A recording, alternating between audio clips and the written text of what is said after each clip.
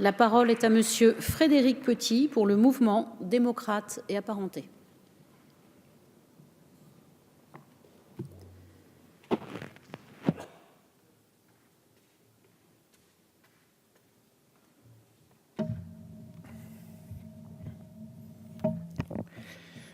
Merci Madame la Présidente, Monsieur le Ministre, Monsieur le rapporteur, chers collègues.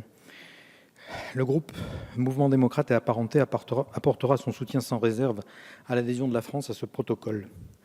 En 2001 était en effet proposé aux États membres des Nations Unies ce protocole contre la fabrication et le trafic illicite des armes à feu, issu des résolutions 53-111 et 53-114 de l'Assemblée générale des Nations unies.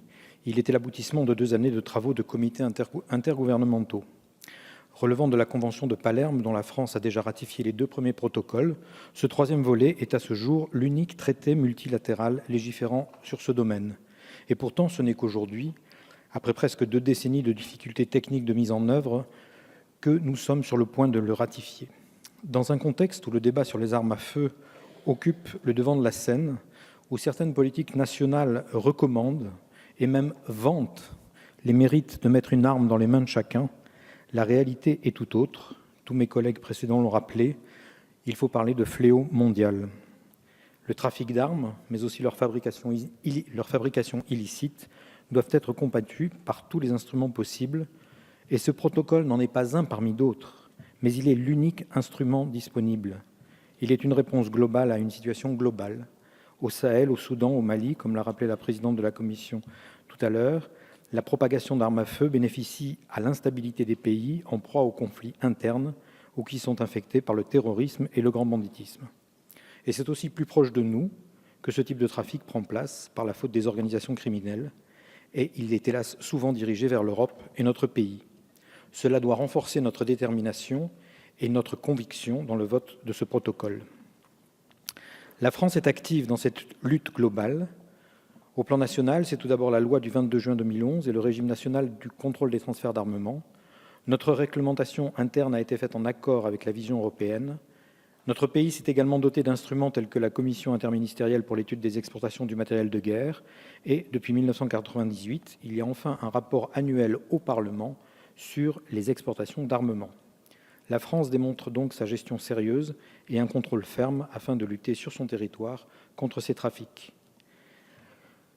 Nous l'avons évoqué longuement dans les précédentes interventions, la France s'est engagée dans ce travail de façon déterminée au plan européen et international. Le TCA, traité sur le commerce des armes, a reçu le soutien actif et la participation de la France, tout comme le programme d'action sur la lutte contre le trafic des armes conventionnelles. Notre pays a également été un acteur dans l'élaboration de la directive 91/477 sur la détention des armes à feu. La France joue un rôle important dans cette lutte et a la capacité d'apporter son expertise, parfois en coopération avec ses partenaires européens, comme l'a rappelé la présidente, comme c'est le cas avec l'Allemagne en Bosnie-Herzégovine, et dans le groupe de coordination ALPC ou avec les unités de renseignement franco-serbes dédiées à la lutte contre ces trafics. Certes, des pays comme les États-Unis, la Russie, l'Inde ou la Chine n'ont pas encore signé ces traités. Et je rejoins les inquiétudes de certains de mes collègues sur l'impact de ces absences sur l'efficacité générale de tous ces traités internationaux.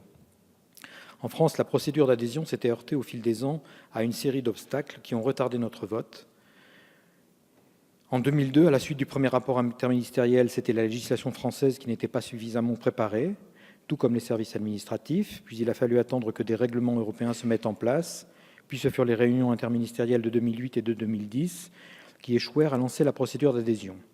Et ce n'est qu'en 2012 que l'Europe mettra en place les outils de ratification du protocole.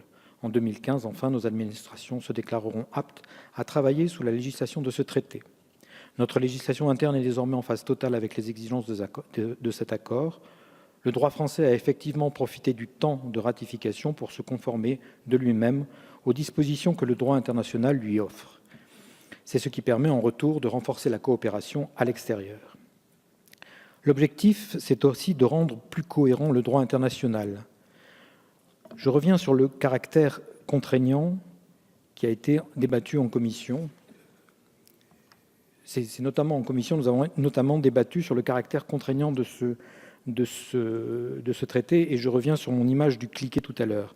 Certes, nous ne savons pas à quelle vitesse ces traités internationaux vont faire progresser ce qui nous rassemble tous, mais cette image du cliquet et du fait qu'il y a des petits pas qui ne peuvent pas revenir en arrière me paraît tout à fait adaptée à ce que nous sommes en train de faire.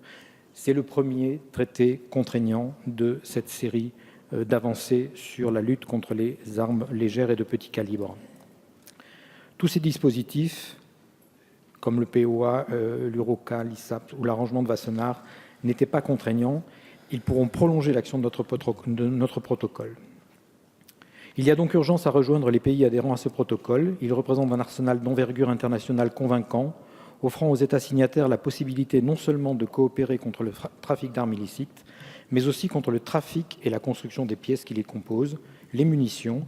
Il permet aussi la coopération sur les traçages, les échanges d'informations, les licences d'autorisation et d'exportation, la neutralisation, etc. Aussi, mes chers collègues, notre pays n'a que trop attendu. Notre monde en crise, de violences aveugles et d'inégalités criantes, nous impose d'adhérer sans réserve à ce protocole. Le groupe MODEM apporte donc bien entendu son soutien à sa ratification. Je vous remercie. Merci, monsieur le député.